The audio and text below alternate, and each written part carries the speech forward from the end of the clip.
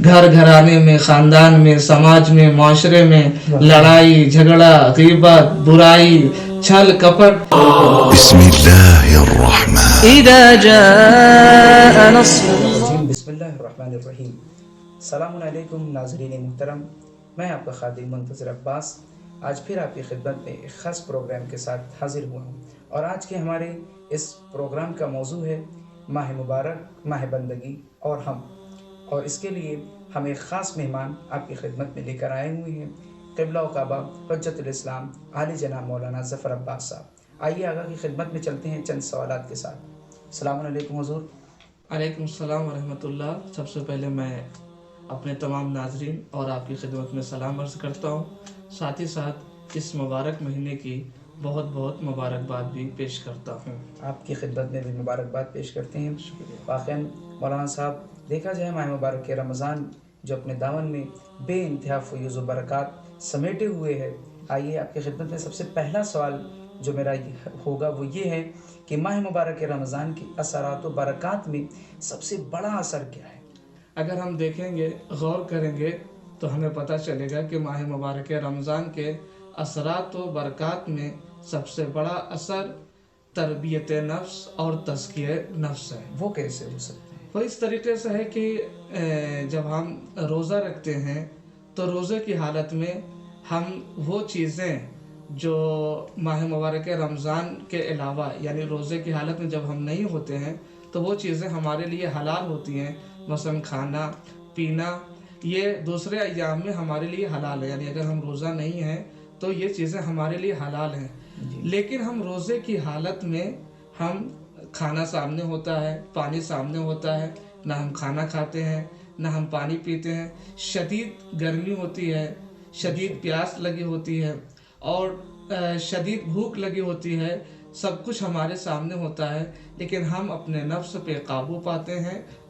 रोज़े की हालत में जहाँ हम बहुत सारी चीज़ों को अंजाम नहीं देते हैं, वहीं पे हम रोज़े की हालत में ना खाना खाते हैं ना पानी पीते हैं, और दूसरे उमूर जो दूसरे अय्याम में हलाल होते हैं हम उसे अंजाम नहीं देते हैं।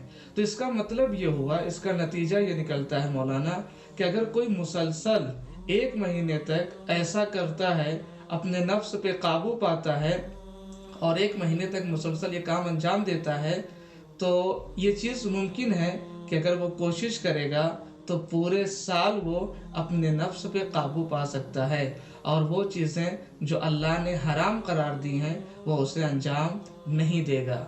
ना महरम की तरफ निगाह नहीं करेगा, हराम नहीं खाएगा, और सारी मुश्किल जो होती है वो इस तरबियत नफ्स और तज़किये नफ्स के ना होने की वजह से घर घराने में, ख़ानदान में, समाज में, माशरे में लड़ाई झगड़ा, गीबत, बुराई, छल कपट हैं। ये सारी चीज़ें क्यों होती हैं?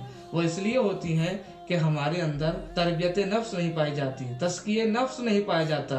अगर हमारे अंदर तरबियत नफ्स हो, तज़किये नफ्स हो, तो ये सारी मुश्किलात नहीं हो सकती हैं। लिहाजा माह मुबारक रमज़ान का सबसे बड़ा असर यह है, अगर कोई माह मुबारक रमज़ान में अच्छे से एक महीने तक अपने नफ्स पे काबू पाता है तो नतीजे में उसे तरबियत नफ्स और तज़किये नफ्स हासिल होता है। वाकई क्या बेहतरीन मौलाना ने जवाब दिया कि माह मुबारक रमज़ान का सबसे बड़ा असर ये है कि इंसान गुनाहों से दूर हो जाता है और उसकी ज़िंदगी खुशगवार हो जाती है, इसलिए कि वो तरबियत नफ्स करता है और तज़किये नफ्स करता है। आइए हम अपने दूसरे सवाल की जानिब चलते हैं। मौलाना, आपने अभी जो सवाल का जवाब दिया उसके अलावा हमारा दूसरा सवाल ये है कि माह मुबारक रमज़ान वाक़ई इंतहाई बाबरकत महीना है और इंसान के लिए सबसे बड़ी चीज़ जो है, इंसान की सबसे बड़ा जो कमाल होता है वो बंदगी है। तो इसका आगाज़ कैसे कर सकते हैं हम? इंसान का सबसे बड़ा कमाल बंदगी है, और बंदगी को हम कहाँ से और किस महीने से आगाज़ करें? जी जी बिल्कुल जी, छठे इमाम इमाम सादिक अलैहिस्सलाम फरमाते हैं, माह मुबारक रमज़ान के सिलसिले से आप फरमाते हैं कि इज़ा सलिमा शहर रमज़ान सलिमतिस सना क़ाल वरासुस सना शहर रमज़ान। अगर किसी का माह मुबारक रमज़ान सालिम हो गया, महफूज हो गया, तो गोया उसने अपने पूरे साल को महफूज कर लिया, अपने पूरे साल को सालिम कर लिया, اس کے بعد امام فرماتے ہیں وراس السنہ شہر رمضان، اور سال کا آغاز، سال کی ابتدا، سال کی اصل، سال کی بنیاد ماہ مبارک رمضان ہے۔ ہر چیز کا ایک آغاز ہوتا ہے، بندگی کا آغاز، عبودیت کا آغاز ماہ مبارک رمضان ہے۔ واقعی کیا بہترین مولانا نے سمجھایا ہم کو کہ ماہ رمضان المبارک یعنی ماہ بندگی ہے۔ اگر ہم بندگی کا آغاز کرنا چاہیں تو اسی مہینے سے کر سکتے ہیں۔ ہم کو غور کرنا چاہیے کہ یہ ماہ مبارک رمضان کیا ہے اور کتنی برکتیں ہیں اس مہینے میں، کس طرح سے انسان اس مہینے کو گزارے تو سعادتوں کو حاصل کر سکتا ہے، خدا کی عنایات کو حاصل کر سکتا ہے، خدا کی نعمات کو حاصل کر سکتا ہے۔ یہ ماہ مبارک رمضان میں خداوند عالم نے ہمارے لیے کیا کیا رکھا ہے۔ آئیے مولانا کی جانب چلتے ہیں ایک اور سوال کے ساتھ کہ ماہ مبارک رمضان کی دعاؤں کو جب ہم مولانا پڑھتے ہیں تو بہت ساری چیزوں کا، بہت ساری نعمتوں کا تذکرہ ہے، وہ نعمتیں چاہے معنوی ہوں یا مادی۔ تو آپ مولانا صاحب، آپ سے سوال یہ ہے کہ کیا ماہ مبارک رمضان کی دعاؤں میں صرف معنوی رزق کا تذکرہ ہے یا مادی رزق کا بھی تذکرہ ہے؟ جی، آپ کا بہت اچھا سوال ہے کہ کیا ماہ مبارک رمضان کی دعاؤں میں صرف معنوی رزق کا تذکرہ ہے یا مادی رزق کا بھی تذکرہ ہے۔ جب ہم ماہ مبارک رمضان کی دعاؤں کو پڑھتے ہیں تو ہمیں پتہ چلتا ہے کہ ماہ مبارک رمضان کی دعاؤں میں جہاں معنوی رزق کا تذکرہ ہے وہی مادی رزق کا بھی تذکرہ بہت زیادہ آیا ہے، یعنی متعدد دعاؤں میں الگ الگ جگہ تکرار کے ساتھ یہ بات آئی ہے کہ خداوند عالم سے سوال کیا گیا ہے۔ مثلا اس طریقے سے اللہ سے سوال ہوا ہے کہ وَرْزُقْنِي بِفَضْلِكَ رِزْقًا وَاسِعًا حَلَالًا طَيِّبًا، میرے اللہ اپنے فضل و کرم سے مجھے فراوان، پاک و پاکیزہ اور حلال رزق عطا فرما۔ یا ایک دوسری جگہ پہ آیا ہے اللہم آتنی السعۃ فی الرزق، میرے اللہ تو ہمارے رزق میں وسعت پیدا کر دے، ہمارا رزق زیادہ ہو جائے، وسیع ہو جائے۔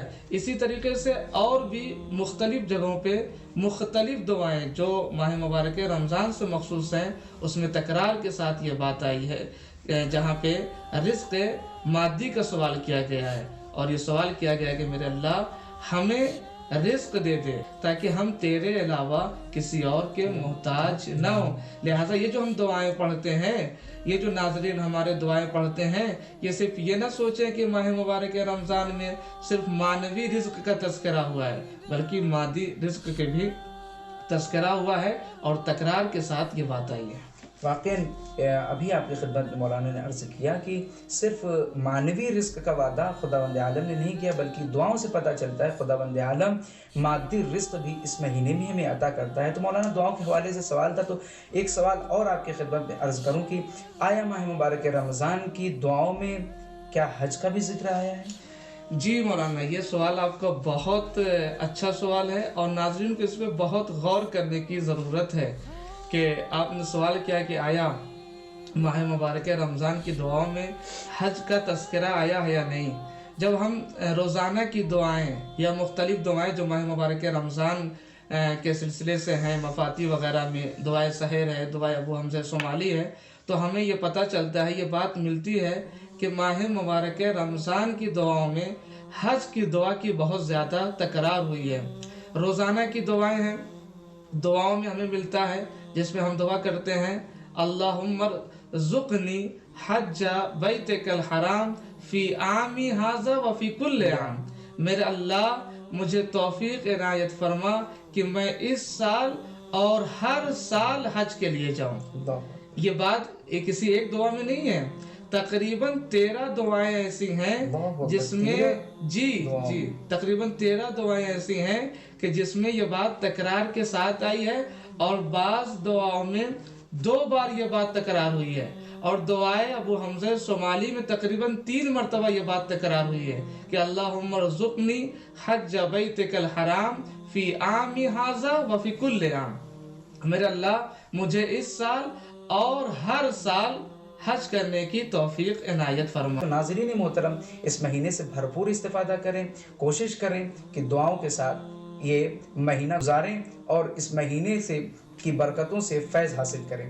آئیے ہم اپنے ایک اور سوال کی جانب چلتے ہیں مولانا کی خدمت میں کہ مولانا صاحب آپ کی خدمت میں یہ کہ اس مہینے میں جتنے ہم اعمال انجام دیتے ہیں، نمازیں پڑھتے ہیں، دعائیں کرتے ہیں، قرآن کی تلاوت کرتے ہیں مسلسل، ان سب میں سب سے بہترین عمل کیا ہے؟ جواب میں اپنی طرف سے نہ دے کر کے یہ سوال جو آپ نے مجھ سے کیا ہے، یہی سوال مولا کائنات نے پیغمبر اکرم سے کیا جب پیغمبر اکرم خطبہ شعبانیہ دے رہے تھے تو مولا کائنات نے سوال کر لیا، یا رسول اللہ اس مہینے میں بہترین عمل کیا ہے، افضل عمل کیا ہے، بہترین اور سب سے اچھا عمل کیا ہے؟ پیغمبر اکرم نے فرمایا، یا ابا الحسن افضل الاعمال فی ھذا الشہر الورع عن محارم اللہ عز وجل۔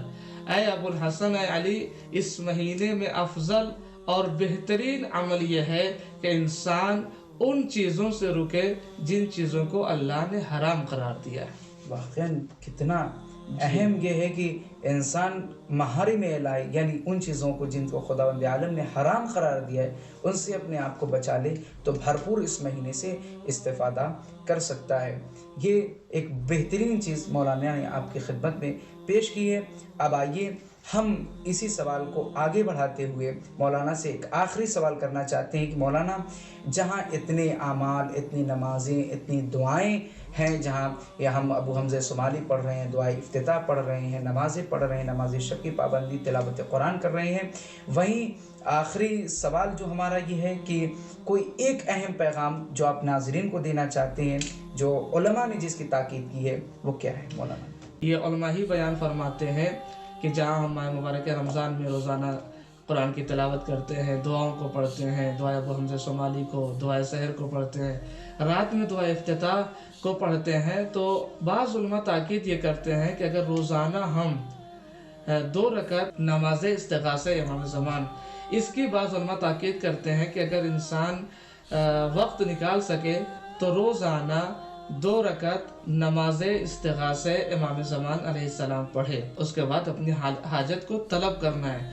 علماء یہ بیان کرتے ہیں کہ یہ جو 2 رکعت نماز استغاثہ امام زمان ہے، یہ بہت ہی زیادہ مؤثر ہے، بہت ہی زیادہ اثر رکھتی ہے۔ انسان بہت زیادہ مشکل میں گرفتار ہو گیا ہو، پریشانی سے گھر گیا ہو، تو اسے 2 رکعت نماز استغاثہ امام زمان پڑھنا چاہیے، اور بعض علماء کہتے ہیں کہ اگر ماہ مبارک رمضان میں پڑھے تو اس کا اور بھی زیادہ اثر ہوتا ہے۔ واقعاً بہترین باتیں اور بہترین پیغامات مولانا صاحب نے آپ ناظرین کی خدمت میں پیش کیے۔ ہم بہت شکر گزار ہیں مولانا کہ آپ نے وقت دیا اور ہمارے ناظرین تک بہترین باتیں پہنچی۔ شکریہ آپ تمام ناظرین کا، آپ نے ہمیں وقت دیا، ہمیں سنا۔ یاد رکھیں ہمارے چینل کو سبسکرائب کرنا اور بیل آئیکن کو پریس کرنا نہ بھولیں۔ ملتے ہیں ایک خاص پروگرام کے ساتھ۔ خدا حافظ۔